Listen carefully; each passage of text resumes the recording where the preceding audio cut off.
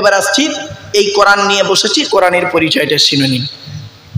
কোরআনের পরিচয় কি? এই কোরআন আল্লাহর তরফ থেকে জিবরাইলের মাধ্যমে হযরত মুহাম্মদ সাল্লাল্লাহু আলাইহি সাল্লামের উপরে আরবের মক্কা নগরের নিকটবর্তী একটি গুহাটির নাম হলো হেরা। হেরা নামক গুহাতে 610 খ্রিস্টাব্দে 1 ফেব্রুয়ারি সোমবার, কি বললাম কত খ্রিস্টাব্দ? 600। এগুলো মনে রাখবেন। জলসায় বসেছেন কি শুধু কেসা কাহিনী শোনার জন্য? এগুলো ইম্পর্টেন্ট জিনিস বাপ, একদিন কাজে লাগবে।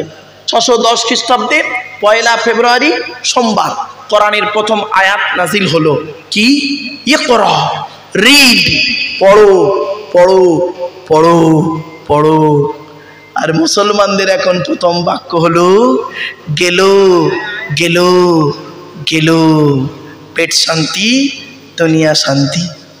অনেক মুসলমানের বাড়িতে গিয়ে দেখবেন বড় বড় কেতাব কিনে রেখেছে, ছেলে আমার আলেম হবে, মাস্টার, ডাক্তার, ইঞ্জিনিয়ার হবে। আবার অনেক মুসলমানের বাড়িতে গিয়ে দেখবেন সামসেটগুলোতে বিশাল বড় বড় তরকারির হাঁড়ি আছে, মাল বকরা ঈদে বেরোবে। ঠিক না বেঠিক?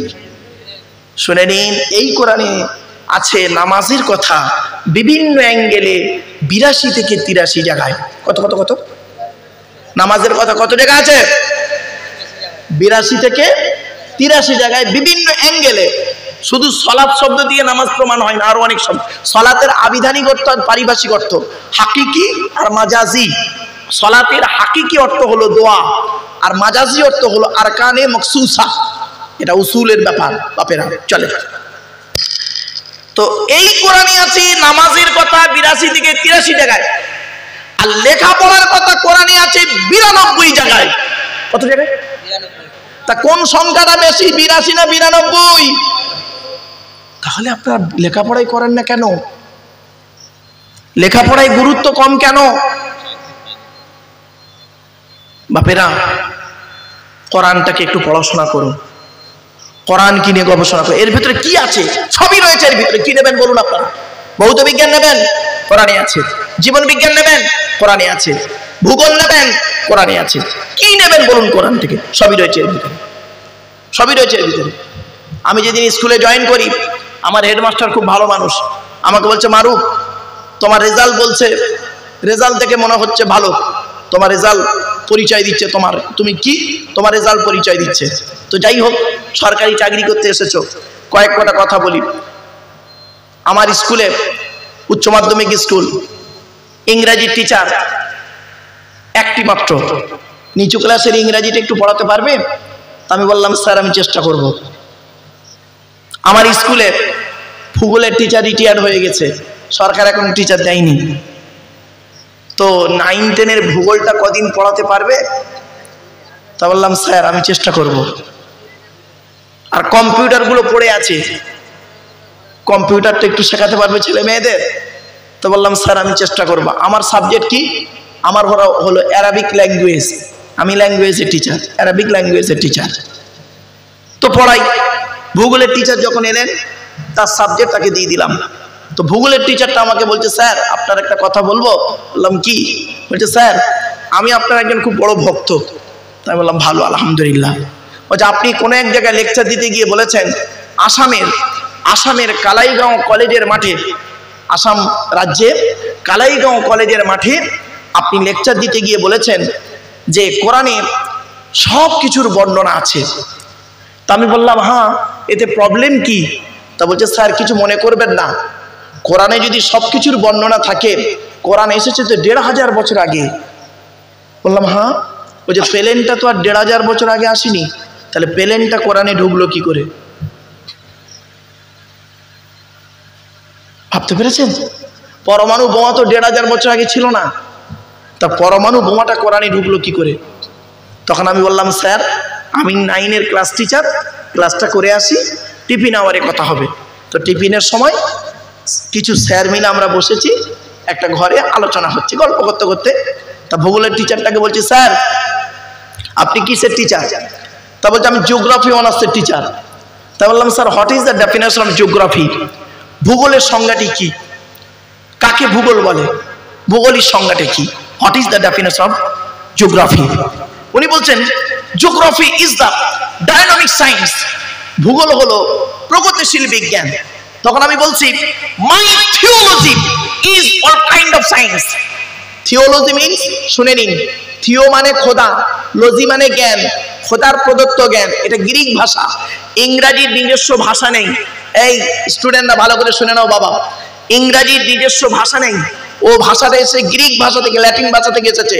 গ্রিক ভাষায় এ কে বলে আলফা, বি কে বলে বিটা, সেজন্য এ থেকে জেড পর্যন্ত অ্যালফাবেট বলে, এ কারণেই।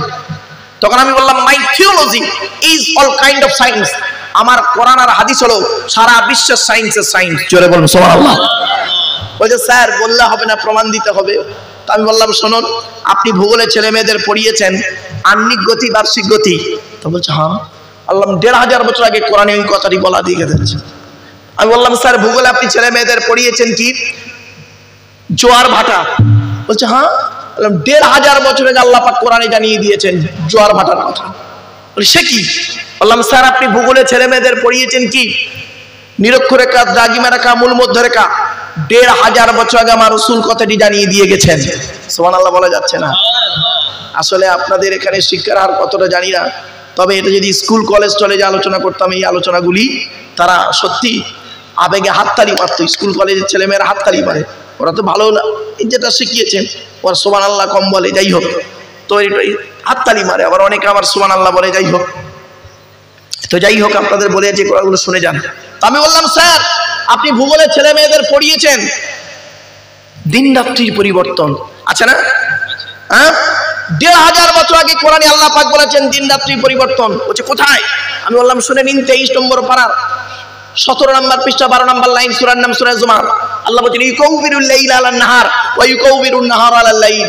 আমি আল্লাহ দিন রাত্রির পরিবর্তন ঘটিয়ে রাখি। জোরে বলুন সুবহানাল্লাহ। আমি বললাম স্যার আপনি ভূগোলে ছেলে মেয়েদের পড়িয়েছেন পাহাড়, পর্বত, মালভূমি, সমভূমি? বলছে হ্যাঁ, 1500 বছর আগে কোরআনে আল্লাহ জানিয়ে দিয়েছে বলে জিবাল আও তাদা।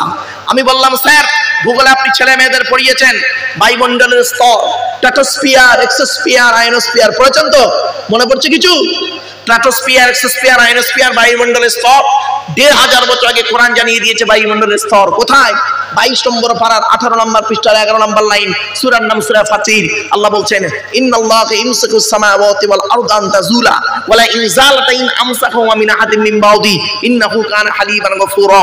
আল্লাহ পাক বলছেন এই আয়াতের তাফসীরে বলা হয়েছে যে আসমান আর জমিনের মাঝখানে একটা স্তর আছে, ওই স্তরের উপরে যারা থাকবে মহাশূন্যে ভেসে বেড়াবে, স্তরের নিচে যারা থাকবে মাটি তাদের আকর্ষণ করে রাখবে। কোরআনের এই আয়াতকে নিয়ে গবেষণা করলো কে? 1665 খ্রিস্টাব্দে আপেল গাছের তলায় গালে হাত দিয়ে বসে বসে চিন্তা করলেন second scientific in the world sir Isaac Newton. ভাবতে ভাবতে মধ্যাকর্ষণ শক্তি আবিষ্কার করে ফেললেন। কি বুঝলেন? এই সেই কোরআন, এই সেই কোরআন। এই কোরআনকে মুসলমানরা কি করলো? তেল পড়া, পানি পড়া, ওয়াজ করা, খতম পড়া আর তাবিজ পড়াতেই ব্যবহার করলো। ঠিক না ঠিক? এই কোরআনকে নিয়ে গবেষণা করছে কারা? America, London, France, Britain, Japan, Jordan, Germany ঠান্ডা করে বসে বসে কোরআনকে নিয়ে গবেষণা করছে। কারা করেছে? Humphry Davy, Michael Faraday, Einstein, Isaac Newton, doctor Maurice Bucaille, mister Cook, mister Jabrin, mister Campbell, Raja Rammohan Roy, Ishwar Chandra Vidyasagar, Rabindranath Tagore, Acharya Jagadish Chandra Bose, Francis Drake, William স্কিটপুর, Williams Harvey, Thomas, George Bernard, এরা কোরআনকে নিয়ে গবেষণা করলো। আর মুসলমানদের কিছু মৌলবি, সকলে নয়, মুসলমানদের কিছু মৌলবি তারা করলো কি? কোরআনের কিছু আয়াতকে নিয়ে এ মৌলবি ওই মৌলবির খালি কাফের ফতোয়া দিচ্ছে। এ ওর বলে কাফের, ওর বলে কাফের। ঠিক না ঠিক? তো এই যে আকীদার মানুষ যে চিন্তা ভাবনা, সেই চিন্তা ভাবনাটা থাকবে। আমার বাপের অনুরোধ করেছিল, বলছি একটু শুনে যান, একটু বাড়ি থেকে ভাববেন এগুলো। আমি বললাম স্যার ভূগোলে আপনি ছেলে মেয়েদের পড়িয়েছেন ভূমিকম্প পড়িয়েছেন? তা বলছে হ্যাঁ। আমি বললাম 1500 বছর আগে আল্লাহ পাক বলে দিয়েছেন ইজা জুলজিলাতিল আরদু জিলজালাহা। আমি বললাম স্যার আপনি ভূগোলের ছেলে মেয়েদের পড়িয়েছেন কি একে চন্দ্র, দুয়ে পক্ষ, তিনে নিত্য, চারিদের, পাঁচে পঞ্চমান, ছয় ঋতু, সাতে সমুদ্র, আটে অষ্টবসু, নয়ে, তার মানে কি? আরে বলুন একটু, 9টা গ্রহ, তাই তো? শুনে নিন, এখন আর 9টা গ্রহ নেই। যারা আধুনিক ভূগোল পড়েছে নতুন 2টো গ্রহ তৈরি হয়েছে, একটার নাম ভলকান আর একটা, 11টা গ্রহ তৈরি হয়েছে, তাই তো? 1500 বছর আগে কোরআনে আল্লাহ পাক 11টা নক্ষত্রের কথা বলে দিয়েছে। ইয ক্বালা ইউসুফু লিআবিহি ইয়া আবাতি ইন্নী রাআইতু আহাদা আশারা কাওকাবাও ওয়াশ-শামসা ওয়াল কামারা রাআইতুহুম লি সাজিদিন। সুবহানাল্লাহ, আলহামদুলিল্লাহ। 12 নম্বর পারা 14 নম্বর পৃষ্ঠা 14 নম্বর লাইন, সূরার নাম সূরা ইউসুফের 3-4 নম্বর আয়াত। আল্লাহ পাক জানিয়ে দিচ্ছেন ইউসুফ বলে একজন নবী ছিল, নাম শুনেছেন। ইউসুফ নবীর বাপের নাম ছিল ইয়াকুব নবী, ইয়াকুব নবীর বাপের নাম ছিল ইসহাক নবী, ইসহাক নবীর বাপের নাম হলো হযরত ইব্রাহিম খলিলুল্লাহ। ইউসুফ নবী স্বপ্ন দেখছেন কি, নিজের বাপ ইয়াকুবকে বলছে আব্বা জান আমি আজকে রাতে স্বপ্ন দেখলাম 11টা নক্ষত্র আমার পায়ে সাজদা করছে, চন্দ্র সূর্য সহ 11টা নক্ষত্রের কথা 1000 বছর আগে কোরআন জানিয়ে দিয়েছে। আজ আপনি কি বলছেন? আমি বললাম স্যার ভূগোলে আপনি ছেলে মেয়েদের পড়িয়েছেন কি? বলছে কি 12 মাসে বছর পড়িয়েছেন। আছে না? আরে ভাই বলুন না। 12 মাসে বছর, বৈশাখ জ্যৈষ্ঠ আষাঢ় শ্রাবণ ভাদ্র আশ্বিন কার্তিক অগ্রহায়ণ পৌষ মাঘ ফাল্গুন চৈত্র। শুধু তাই না, ইংরেজিতে January February March April May June July August September October November December. আর মুসলমানের বাচ্চা একবার আরবি মাসের নামগুলো একবার বলো না দেখি। বলে জানিনি। এ মুসলমান আরবি মাসের নাম জানে না। শুনে নিন, মুহররম, সফর, রবিউল আউয়াল, রবিউল সানি, জামাদুল আউয়াল, জামাদুল সানি, রজব, শাবান, রমজান, শাওয়াল, জিলকদ, আর শেষ মাসটার নাম হলো জিলহজ, যে মাসে হজ হয়। জোরে বলুন। কিছু বুঝতে পারছেন বাবা? এই কোরআনে 12 মাসের কথা বলা হয়েছে কোথায়? শুনে নিন, ইন্না ইদ্দাতাশ শুহুরি ইনদাল্লাহি 12 শাহরান ফি কিতাবিল্লাহ। 10 নম্বর পারা 11 নম্বর পৃষ্ঠার একেবারে 11 নম্বর লাইন, সূরার নাম সূরা তাওবার মধ্যে আল্লাহ পাক বলে দিয়েছেন আমি আল্লাহ 12 মাসে বছর করে দিয়েছি। সুবহানাল্লাহ। কি নেবেন? শুধু তাই নাই বাপেরা, শুনে রেখে দিন। আরো আমি বললাম স্যার আপনি কি নেবেন? বলছে বলুন আর কি আছে। আমি বললাম স্যার ভূগোল থেকে আপনি যা যা নেবেন সবই রয়েছে কোরআন থেকেই। তখন স্যার আমাকে বলতে স্যার কোরআনে ভৌত বিজ্ঞান আছে? বললাম আছে তো, আছে। এই ছেলেরা, এই স্কুলের ছেলে মেয়েরা টাটকা মাধ্যমিক উচ্চ মাধ্যমিক দিয়েছ, ভৌত বিজ্ঞানের মেন জিনিস কি? ম্যাটার। ম্যাটার মানে পদার্থ, তাই তো নাকি? পদার্থ ম্যাটারের দুটো মানে হয়, একটা ম্যাটার মানে পদার্থ আর একটা ম্যাটার মানে ব্যাপার। আমরা বলি না হোয়াটস দ্য ম্যাটার, কি ব্যাপার। এজন্য শব্দের উচ্চারণগুলো জানতে হয়, স্পেলিংগুলো জানতে হয়, বানানগুলোও জানতে হয়। চলুন, ম্যাটার, ম্যাটারের দুটো মানে হয়। এই উচ্চারণ আরো পার্থক্য। MEET মিট, MEAT মিট, দুটোই মিট। একটা MEET মিট, মিট মানে সাক্ষাৎ করা, আর MEAT মিট, মিট মানে মাংস। মাংস মাংস কিছু বুঝতে পারছেন না? বুঝতে পারেননি? একই জিনিস, উচ্চারণ মনে হচ্ছে এক কিন্তু বানানটা আলাদা। কমল বাংলায় আছে কমল, কৌকার মোল কমল, কমল কমল। কৌকার মোল কমল মানে কি? নরম। আর কমল কমল মানে পদ্ম ফুল। বুঝতে পারছেন না? আরেকটা এরকম আছে, ধ দন্তন্য ধন, ধৌকার দন্তন্য ধন, দুটো এক নয়। বুঝলেন বাবা? জ্ঞানী গুণী বুদ্ধিজীবী মানুষ বাড়ি থেকে ভাববেন। এজন্য এই জিনিসগুলো একটু পার্থক্য না জানলে ওয়াজের মজা লাগবে না। চলুন এগিয়ে যাচ্ছি। এবার আসছি, আল্লাহ পাক কোরআনে বলছেন কি? বান্দা শোন, কি নিবি, কি নেবেন বলুন। যে ভৌত বিজ্ঞানের মূল জিনিস কি? ম্যাটার। ম্যাটার পদার্থ। পদার্থকে দুটো ভাগে ভাগ করা হয়, একটার নাম অণু, একটা কি বলো পরমাণু। অণু কাকে বলে? পদার্থের ক্ষুদ্রতম কণা যাহা স্বাধীনভাবে বসবাস করতে পারে তাকে বলে অণু। পরমাণু কাকে বলে? পদার্থের ক্ষুদ্রতম কণা যাহা স্বাধীনভাবে বসবাস করতে পারে না তাকে বলা হয় পরমাণু। পরমাণুকে ভেঙে 3টে হয়, ইলেকট্রন, প্রোটন আর নিউট্রন। 1500 বছর আগে আল্লাহ পাক কোরআনে বলে দিয়েছেন 22 নম্বর পারায়, সূরার নাম সূরা সাবার প্রথম পৃষ্ঠার শেষ লাইনে, ইযা মুযিকতুম কুল্লা মুমাজ্জাক। ভাবতে পেরেছেন কোথায় আছেন আপনি? টিচার আমার স্যার আমাকে বলছে স্যার আপনি জীবন বিজ্ঞান কোরআনে আছে? আমরা আছে তো। বলুন জীবন বিজ্ঞানের মূল জিনিস কি? জীবন বিজ্ঞানের মূল জিনিস কি? সেল। সেল, সেল মানে কোষ। কোষ, কোষের একটা উপাদান হলো সাইটোপ্লাজম। মনে পড়ছে? সাইটোপ্লাজম, যার বেশিরভাগ অংশ হলো জল। বেশিরভাগ অংশ হলো জল। 1500 বছর আগে কোরআনে সাইটোপ্লাজমের কথা বলা হয়েছে। ও জাআলনা মিনাল মাই কুল্লা শাইইন হাইয়্যিন, কোরআন জানিয়ে দিয়েছে। হে বন্ধু, তুমি এই কোরআনটাকে পড়ো, সব পেয়ে যাবে। আজ আমরা এই কোরআনকে নিয়ে মূল্যায়ন করিনি। যারা কোরআনকে নিয়ে গবেষণা করতে পেরেছে তারাই উন্নতির চরম শিখরে পৌঁছেছে। আমরা কোরআনটাকে নিয়ে কি করেছি?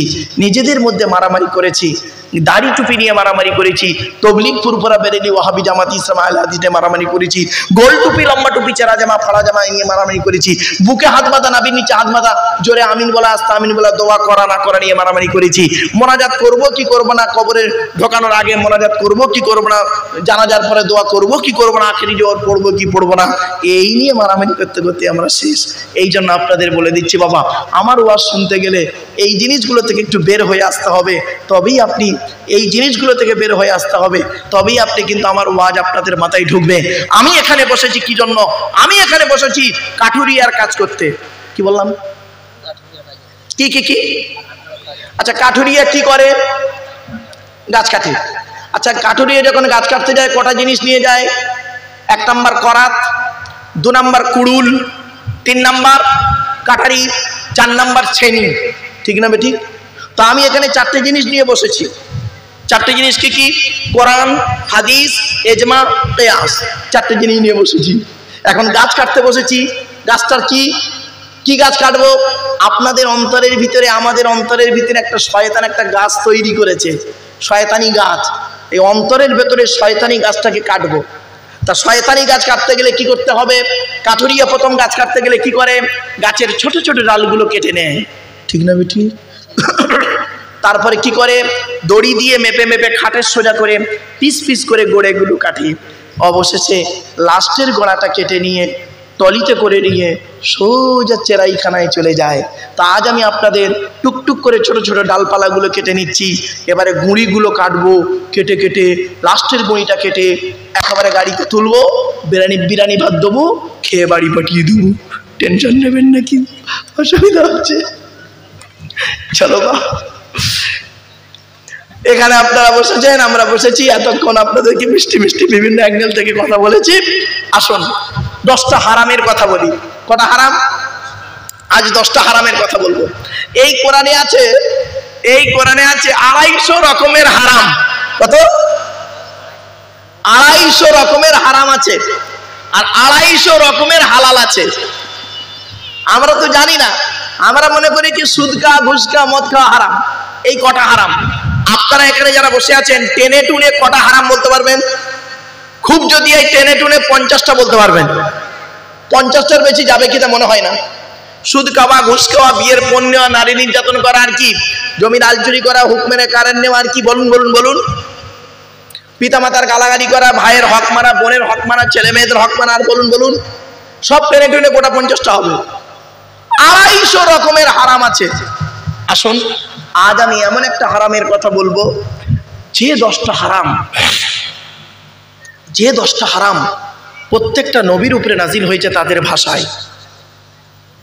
আদম নবীর উপরে এই 10টা হারাম নাজিল হয়েছিল, নূহ নবীর উপরে এই 10টা হয়েছে, শীষ নবীর উপরে এই 10টা হারাম হয়েছে, আইয়ুব নবী, ঈসা নবী, মুসা নবী, লুত নবী, শুআয়ব নবী, সালেহ নবী, ইব্রাহিম নবী, ইউসুফ নবী, ইয়াকুব নবী, জাকারিয়া নবী, ইয়াহইয়া নবী, সকলের উপরে এই 10টা হারাম নাজিল হয়েছে।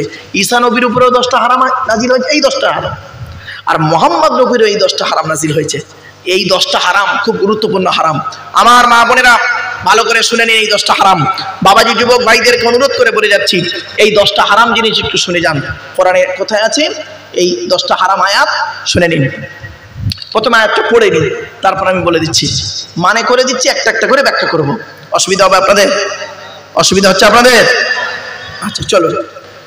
কুল তাআলাউ আতলু মা হাররামা রাব্বুকুম আলাইকুম আল্লা তুশরিকু বিহি শাইয়্যা ওয়া বিল ওয়ালিদাইনি ইহসানা ওয়া লা তাকতুলু আওলাদাকুম মিন ইমলাক নাহনু নারযুকুকুম ওয়া ইয়্যাকুম ওয়া লা তাকরাবুল ফাওয়াহিশা মা যাহারা মিনহা ওয়া মা বাতান ওয়া লা তাকতুলুন নাফসাল্লাতী হাররামাল্লাহু ইল্লা বিল হক যালিকুম ওয়াসাকুম বিহি লাআল্লাকুম তাকিলুন ওয়ালা তাকরাবু মালাল ইয়াতীমি ইল্লা বিল্লাতী হিয়া আহসান হাত্তা ইয়াবলুগা শুদ্দা ওয়া আউফুল কাইলা ওয়াল মিজানা বিল কিসতি লা নুকাল্লিফু নাফসান ইল্লা উসআহা ওয়া ইযা কুলতুম ফা'দিলু ওয়ালাউ কানা যা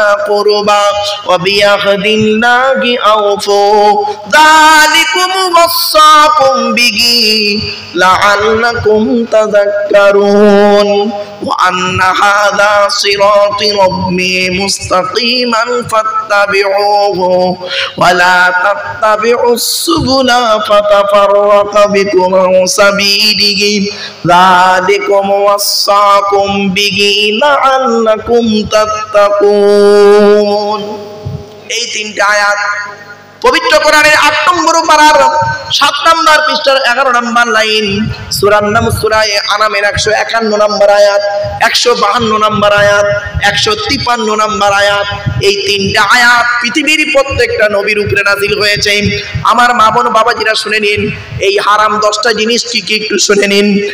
১ নম্বর হারামটার নাম হলো, আল্লাহ বলছেন লা তুশরিকু বিহি শাইয়্যা, তোরা আল্লাহর সঙ্গে কাউকে শরীক করিস না। এই জন্য বাপেদের বলে যাচ্ছি, শুনে রেখে দিন, কোরআনে আল্লাহ পাক বলে দিয়েছেন ইন্নাল্লাহা লা ইয়াগফিরু আন ইউশরাকা বিহি ওয়া ইয়াগফিরু মা দুনা যালিকা লিমান ইয়াশা। আল্লাহ বলছেন সকলের গুনাহ মাফ করলে করতে পারে, কিন্তু শিরককারীর গুনাহ আমি আল্লাহ মাফ করব না। খবরদার নাই বাপেরা, কোনোদিন শরীক করতে যাবেন না আল্লাহর সঙ্গে অন্য কারো। মনে রাখবেন আল্লাহ বলেন লা শরীক, আল্লাহর কোনো শরীক নেই। খবরদার আপনারা মাথায় রাখবেন। বাবা আপনারা কেউ শিরক করেন, আল্লাহর সঙ্গে কাউকে শরীক করেন? বাবা বলেন না, একটু করেন না? তো একবার একটা উদাহরণ দেবো। এই দেখেন কিভাবে শিরক করছেন, দেখুন। আচ্ছা আপনারা শিরক করেন না ঠিকই, আপনারা কসম খান? কসম খায় না? হ্যাঁ, শুনে রেখে দিন, আল্লাহ নবী বলেছেন মান হালাফা বিগাইরিল্লাহি ফাকাদ আশরাকা, যে ব্যক্তি আল্লাহ ছাড়া অন্যের নামে কসম করবে ও মুশরিক হয়ে যাবে। দেখবেন অনেকে কসম করে, ছেলের কসম, মায়ের কসম, বাপের কসম, পীরের কসম বা দাদার কসম, মাজারের কসম, বাপের কসম, ব্যক্তির কসম, বস্তুর কসম। লাস্টে বলে কি দেখবেন, যুবক ছেলেটা, যুবকদের একটা নতুন কসম বেরিয়েছে, প্রেমিকার সামনে কসম খায় ভালোবাসার কসম। ঠিক না বেটি? ভালোবাসার কসম। এই ভালোবাসা শব্দটার ফুল ফর্ম কি জানো? বলবো? এই যুবক ছেলেরা বলবো? হ্যাঁ, ভালোবাসার ফুল ফর্ম কি? ভয়াকার ল বয়াকার দন্তে সয়াকার, ভয়াকার দিয়ে ভালো মন্দ না বুঝে, ল থেকে লজ্জা শরমের মাথা খেয়ে, বয়াকারে বাবা মাকে না যাইনে, দন্তে সয়াকারে সাগরি দিলাম ঝাঁপ। ব্যাখ্যাটা হয়েছে? হ্যাঁ দিলাম, দেখেছে? হ্যাঁ হয়েছে ঠিক। এই জন্য বলি, ওরে বন্ধু শোন, বিয়ে করে ভালোবাসা ভালো, ভালোবেসে বিয়ে করা ভালো নয়। বিয়ে করে ভালোবাসা ভালো, ভালোবেসে বিয়ে করা ভালো নয়। একটা ভালো লাগা, একটা ভালোবাসা, ভালো লাগা ভালোবাসা দুটো কিন্তু আসমান আর জমিন তফাৎ। এই মেয়ে ছেলেরা ভালো করে শুনে নাও, বোনেরা আমার, মেয়েরা বোনেরা মায়েরা শুনে নেন, বাস্তব কথা বললাম। এ ভালোবাসা করে পাগল হয়ে গেল। কোরআনে আল্লাহ পাক বলেছেন ওয়াজআলা বাইনাকুম মাওয়াদ্দাতাও ওয়া রাহমা। ওরে কোরআনের ভালোবাসা হলো আলাদা ভালোবাসা। কোরআনে আল্লাহ পাক বলেছেন স্বামী স্ত্রীর ভালোবাসা হলো আল্লাহর কাছে অত্যন্ত দয়া, নিয়ামত, রহমত। জোরে বলুন সুবহানাল্লাহ। স্বামী যদি তার স্ত্রীকে অত্যন্ত ভালোবাসে, আল্লাহর রহমত নাজির হয়। এ মুসলমান কি করে দেখবেন, নিজের স্ত্রী থাকা সত্ত্বেও অন্যের বইয়ের দিকে খালি ঘন ঘন তাকাচ্ছে। ও আমার, তুই কোথায় ছিলিস? এই ও কোথায় ছিল বলতে?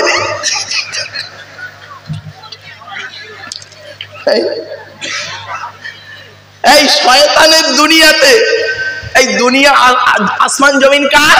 আল্লাহ। তো শয়তানের দুনিয়া বললাম কেন? মানে শয়তানি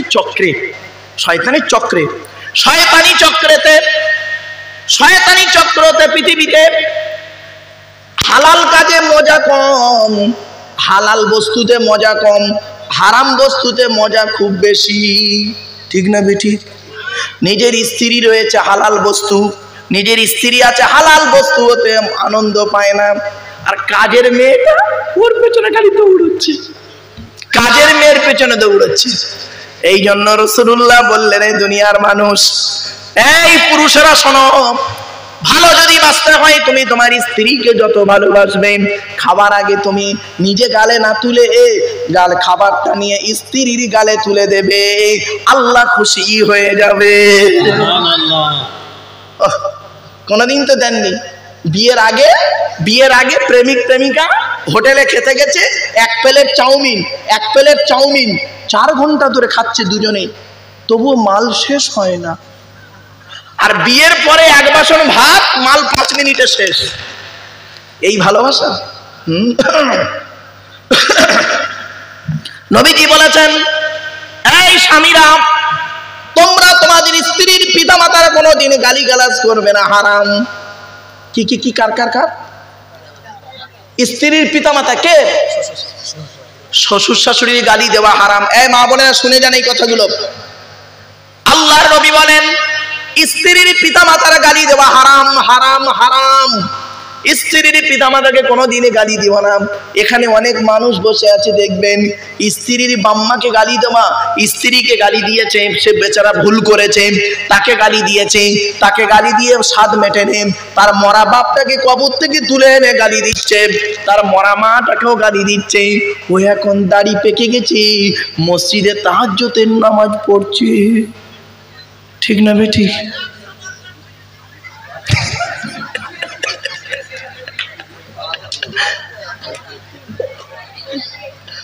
অসুবিধা হচ্ছে? আর একটু হবে না? বন্ধ হতো। এই 2 ঘন্টা বকে ফেলেছি, সবে শুরু করলাম, 2 ঘন্টা হয়ে গেছে। মা বোনেরা শুনে নিন, আল্লাহর, আমি বলিনি, নবীজি বলেছেন, এই স্বামীরা, তোমরা তোমাদের স্ত্রীদেরকে ভালোবাসবে, তুমি যেমন খাবার খাবে স্ত্রীকে তেমন খাবার খাওয়াবে, তোমরা যেমন পড়বে স্ত্রীদের তেমন পড়াবে। তা বলে বাবা প্যান গেঞ্জি পরাতে যেওনি, ওটা বলিনি, প্যান গেঞ্জি পরাতে যেওনি, রাগ করো না বাপ। নবীজি বলেছেন, উকতুলুল মুজি কবলাল ইজা, কষ্টদায়ক জন্তু কষ্ট দেওয়ার আগেই মেরে ফেলো। বুঝতে পারছেন? বাড়ি থেকে ভাববেন। এই জন্য অনুরোধ করে বলছে, আল্লাহ রাসূল বলেছেন, তুমি যেমন খাবে স্ত্রীকে তেমন খাওয়াবে, তুমি যেমন পরবে স্ত্রীদের তেমন পরাবে। তুমি দামি দামি জামা কাপড় পরেছো, আর বউকে একটা কিনে দিয়েছো মিনুয়ার অনুসারী, বাজারে কেউ নেয় না, চৈত্র মাসে সেই মাল কিনে দিয়েছে, আর উনি সুন্দর জামা কাপড় পরে আছে। এত সহজ নয়। মনে রাখবেন, রাসূলুল্লাহ বলেছেন, তোমরা তোমাদের স্ত্রীদের সঙ্গে ভালো ব্যবহার করো, এমনকি তোমাদের মধ্যে উত্তম ব্যক্তি হলো ওই লোকটা, হকের উপরে যে ব্যক্তি তার স্ত্রীর কাছে উত্তম ব্যক্তি। আমি মুহাম্মদুর রাসূলুল্লাহ সাল্লাল্লাহু আলাইহি সাল্লাম, আমি আমার স্ত্রীদের কাছে উত্তম ব্যক্তি। জোরে বলুন। বাপেরা অনুরোধ করে বলে যাচ্ছি, আখিরি জামানায় রাসূল বলে গেলেন, স্বামীরা করবে কি বাইরে যত ঝালগুলো এনে স্ত্রী পরের মেয়ে তার ঘাড়ে ঢালবে। এজন্য অনুরোধ করে বলে যাচ্ছি, স্ত্রীর প্রতি অবিচার করতে যাবেন না। অনেক শাশুড়ি এখানে বসে আছে, দেখবেন নিজের মেয়েকে খাইয়ে নিয়ে ঘরের ভেতর ঢুকে বলল, বৌমা পরের মেয়ে খেয়েছে কিনা খবর নিল না। এই শাশুড়ি মায়েরা শুনে নিন, আপনি বৌমা পরের মেয়েকে যদি আপন করতে না পারেন, আল্লাহ আপনারও মেয়ে দিয়েছে, লোকের বাড়ি বৌমা হয়ে যাবে, আল্লাহ তরফ থেকে গজব পড়বে, বলতে আর হবে না। অনেক ননদ আছে দেখবেন ভাইয়ের কানে কামড়াচ্ছে যাতে ভাই ভাবিকে মারে, এই ধান্দা করে। এ যুবতী বোনেরা শুনে নাও, ঘুটে পড়ে গোবর হাসে, ঘুটে পড়ে তোরও একদিন আছে। তুমি ভাবি পরের মেয়েকে যদি আপন করতে না পারো, তোমাকেও একদিন লোকের বাড়ি ভাবি হয়ে যেতে হবে, আল্লাহ তরফ থেকে গজব পড়বে, বলতে আর হবে না। অনেক বৌমাও আছে দেখবেন এখানে ডেঞ্জার, স্বামীর ইনকাম বেশি, স্বামীটাকে নিয়ে, মেয়েটাকে নিয়ে, ছেলেটাকে নিয়ে আলাদা খাওয়ার ধান্দা করছে। একই দিয়ালের এপারে স্বামী স্ত্রী ছেলে মেয়েকে মুরগির মাংস দিয়ে ভাত খায়, আর দিয়ালের ওপারে শ্বশুর শাশুড়ি বুড়ো বুড়ি আলু ছানা ডাল খায়। ওই বৌমার একটু বিবেকে বাঁধলো না, আজকের আমার বাম্মা থাকলে আমি গোপনে 1 পেয়ালা তরকারি দিয়ে আসতাম, এ বৌমা বৌমা, তুমি মুফতি সাহেবের মেয়ে হও, হাজি সাহেবের মেয়ে হও, তুমি যদি তোমার শ্বশুর শাশুড়িকে নিজের বাম্মার মতো ভক্তি শ্রদ্ধা করতে না পারো, তোমার মতো বৌমাও হলো জাহান্নামী। ইসলাম কোনোদিন এক পেশে কথা বলে না। মনে রেখো, মনে রেখো, এখানে অনেক বৌমা আছে দেখবেন, অনেক মেয়ে ছেলে আছে গায়ের চামড়াটা একটু সাদা বলে, কি বললাম গায়ের চামড়াটা সাদা বলে স্বামীকে পাত্তাই দেয় না। অনেক নারী আছে এখানে, অনেক নারী আছে স্বামীকে মানেই না, স্বামীকে তুচ্ছ তাচ্ছিল্য করে। আল্লাহ রাসূল বলেছেন জাহান্নামী, জাহান্নামী, জাহান্নামী। নবীকে একদিন জিজ্ঞাসা করা হলো, হে নবী, জান্নাতি নারীদের একটু পরিচয় বলুন। কি নারী? জান্নাতি নারীদের পরিচয় বলুন। নারীদের কোন নারীকে আমরা জান্নাতি নারী বলবো? মা বোনেরা শুনে নিন, এই কথাগুলো কালকের গিয়ে প্র্যাকটিক্যাল করবেন। এক নাম্বার, নবী বললেন জান্নাতি নারীর প্রথম পরিচয় হলো, জান্নাতি নারীর প্রথম পরিচয় হলো ওই নারী যখন তার স্বামীর সঙ্গে কথা বলবে, গলার আওয়াজ নিচু করে ভদ্রভাবে বলবে। জোরে বলুন। কত নারী আছে দেখবেন, কত স্ত্রী আছে স্বামীর সঙ্গে যখন কথা বলে দেখবেন কর্কশ ভাষায় মেজাজ নিয়ে কথা বলে, মেজাজ নিয়ে কর্কশ ভাষায় কথা বলে। আর অন্যের সঙ্গে যখন কথা বলে, অন্যের সঙ্গে যখন কথা বলে তখন মিষ্টি ভাষায় কথা বলি। পাড়ার দেওরদের সঙ্গে কথা বলছে মিষ্টি ভাষায়, পাড়ার দেওররা বলছে ভাবি তোমার গলাটা খুব সুন্দর। ও ভাবি তখন বলছে হ্যাঁ যাই হোক, একজন ভালো বললো, তবু তোমার ভাই কোনোদিন বলে না। তা ভাই বলবে কি করে? তুই তো ভাইয়ের সঙ্গে তো কর্কশ ভাষায় কথা বলিস। রাগ করো না বোন আমার, বাস্তব কথা বলে গেলাম। আল্লাহর নবী বললেন জান্নাতি নারীর প্রথম পরিচয় হলো ওই নারীটি যে নারী তার স্বামীর সঙ্গে নরম ভাষায় কথা বলে। দুই নাম্বার হলো জান্নাতি নারীর পরিচয় হলো যে নারী স্বামীর কথার অবাধ্য হয় না। তিন নাম্বার হলো ওই নারীটা হলো জান্নাতি যে নারী স্বামী যেটা অপছন্দ করে হকের উপরে। কিসের উপরে? স্বামী যেটা হকের উপরে অপছন্দ করে ও সেটাকে অপছন্দ করবে। চার নাম্বার হলো জান্নাতি নারীর পরিচয় হলো স্বামী ছাড়া অন্য কারোর কাছে নিজের রূপটাকে দেখাতে চাইবে না। আমার অনেক মা বোন আছে দেখবেন বাড়িতে যখন থাকে কাপড়ের ঠিক নেই, চুলের ঠিক নেই, আর ও যখন বাইরে বেরোয় দেখবেন এত সুন্দর মেকআপ করে যায়, এত সুন্দর সেজে যায়, ওই লোকে দেখে বলো মুখের বউ যাচ্ছে, দেখ কত সুন্দরী। জাহান্নামী নারী, খবরদার নয়। অনুরোধ করে বলে যাচ্ছি, আচ্ছা আপনাদের এলাকায় মহিলারা বা পুরুষরা গোসল করে কোথায় বাবা? পুকুরে? পুকুরে করে? পুকুর আছে? আছে আছে। শুনে নিন, শুনে নিন, বলে যাচ্ছি আজকে। এই মা বোনেরা, অনেক জায়গাতে আমি দেখেছি তাই বলছি। একটা পুকুর, বড় একটা পুকুর আছে, দুদিকে দুটো শান আছে, ঘাট ঘাট শান। এদিকে পুরুষেরা গোসল করে, ওদিকে মহিলারা গোসল করছে একই টাইমে। হারাম বলে গেলাম। মুরব্বীদের জিজ্ঞাসা করবেন, আজ থেকে 40 বছর আগে তারা করতো কি? মেয়ে ছেলেরা পুকুরে যেদিকে গোসল করতো বাঁশ দিয়ে প্লাস্টিক দিয়ে ঘিরে দিত। কিছু বুঝতে পারছেন? এখন আর সেসব নেই, উঠে গেছে। এখন দেখুন ওদিকে মেয়ে ছেলেরা গোসল করছে, এদিকে ছেলেরা গোসল করছে, দেখছে ওর দেখছে ওর দেখছে। ছি ছি ছি ছি, হারাম। শুনে নিন, এর সঙ্গে আরেকটা কথা বলে যাচ্ছি। মেয়েদের 5 রকম পোশাক পরা হারাম, হারাম, হারাম। 5 রকম পোশাক। মা বোনেরা 5 রকম পোশাক পরবেন না, হারাম। 1 নাম্বার হলো কি? মেয়েদের টাইট ফিট পোশাক পরা হারাম। টাইট ফিট বোঝে ভাষাটা? মানে গায়ের সঙ্গে চাপতে থাকে। টাইট ফিট পোশাক পরা হারাম। তবে টাইট ফিট পোশাক পরতে পারো, অসুবিধে নেই, ওর উপরে কাপড় দিয়ে ঢেকে নিতে হবে বা চাদর দিয়ে। কিছু বুঝতে পারছেন ভাষা? 2 নাম্বার, মেয়েদের ওই পোশাক পরা হারাম যে পোশাকটা বাইরে থেকে ভেতরের অঙ্গ দেখা যায়, বাইরে থেকে ভেতরের অঙ্গ দেখা যায়। এই ঈদ গেল, ঈদ, রোজার ঈদ গিয়েছে, অনেক বাপ এখানে বসে আছে, 14 বছরের মেয়েকে এমন একটা জামা কিনে দিয়েছে মশারির থেকেও খারাপ। লজ্জা করে না? শুনে রেখে দাও, শুনে রেখে দাও, একটা মেয়ে ছেলে জাহান্নামায় যাবে, একটা মেয়ে ছেলে জাহান্নামায় যাবে, চারজন পুরুষকে সর্বপ্রথম জাহান্নামায় ঢোকাবে। 1 নাম্বার তার বাপ, 2 নাম্বার তার ভাই বা দাদা, 3 নাম্বার তার স্বামী, 4 নাম্বার তার পেটের ছেলে। এই 4 জনের বাইরে এখানে কেউ আছেন? এখানে যারা আমরা বসে আছি, হয় কারোর বাপ, নয় কারোর ভাই বা দাদা, নয় কারোর স্বামী, নয় কারোর পেটের ছেলে। মনে রাখবেন, পুরুষদের জান্নাত পাওয়া খুব কঠিন, মেয়েদের জান্নাত পাওয়া খুব সহজ সহজ সহজ। আমি বলে যাচ্ছি, আজকে একটু ধৈর্যের পরিচয় দিন।